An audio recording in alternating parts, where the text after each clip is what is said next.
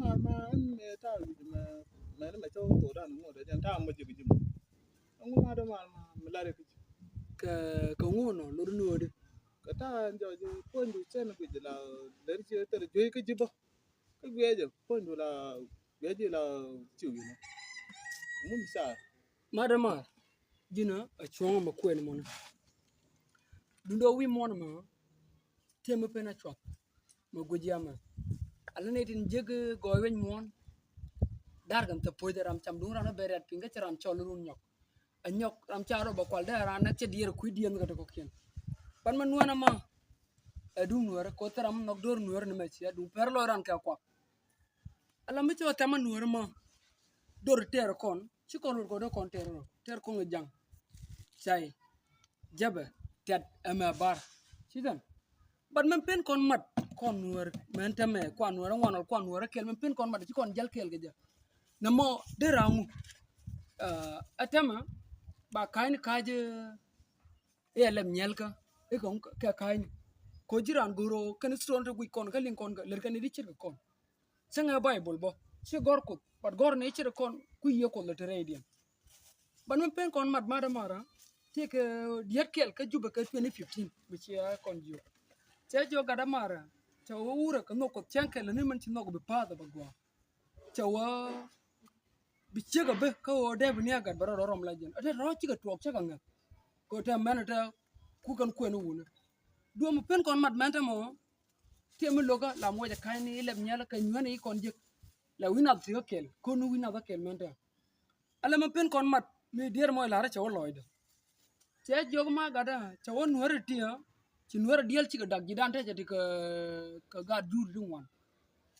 atama la kono yoy kon kuter bu kon pej te kon go ber te kon go buñ te kon go chai me jalam ka jida bade yo mu dol na la lora ma wo tar ci man me dal ram roda bar lori nuor ci rinde ka tel ram ci nuor gol ka me bi balar ger kon anyo ko ci nuor ngwan tane je kep ci men ngedi te gur rong de men ngwan bay ci lo ba te gane luak ka ganye bel ka ganye wit par gwanyen bu yakel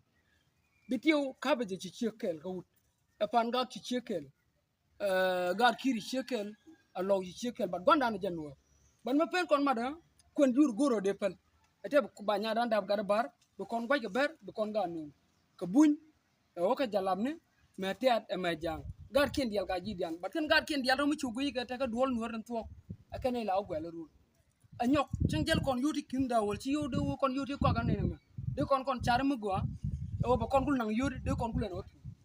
na mo da der mo la raja ta la ra dier mo changa do man tama en jena pen kon mat ka gwar man changa lo la ram de no ra gu chete jigi ko ken gol ba na mo de kul burdi ka ci loy na ken ma guje ma changa doctor changa Donald Trump wal nya doctor abi mi da kama bang te kor mo ren nyal da wal tara da wal ba chana den do kon no mo ga dor chwan no ru loran pere ko chin ga chur ko man no ga jelong ma kel mo akel me pena chwa ka no ko bin warbo bi ka na mat ka ba chwa ba bat kel la char war den chang chang min ma tan chom kwan je ga ma ka tan war gol ajana mo la rego ba ta gwa ko yisi ba jana idea da mo gwe jana mo ya gwa pan te ka misla la tidiality mo mi share ka kuidor shida gwana jan mi share kuidor gwana an do ko ta ichine to ko ken jo je cha ko no ngi da la cha ko kwen kan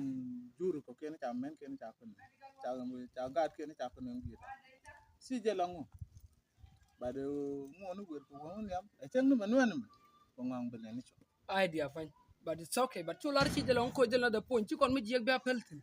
kon kai len kon aga yen bina re da nun chi jen bi kon mi jek ma e kai ta ti jur mu chi kon le ke jamo bo chang kan ber no ga no ngeken ngak na je kon ko ter kan kon ngeken ngak ko ci karo dien lum ngeken o ga ngana kan ngeken o bi ro dier yalla kade mene gu dag jur ko nye kon bat kon nye ken ga yen kon ga jana mo la de root cause manon kon rek kata ken char gondo no kon medan ma ci kon gorban en avno de god kon like the way we are now no we need to change that we better fight for our future we need to fight for bright future Namo jana the main point kia jana kel me finish one ma do ko no ko it's okay thing going to be fine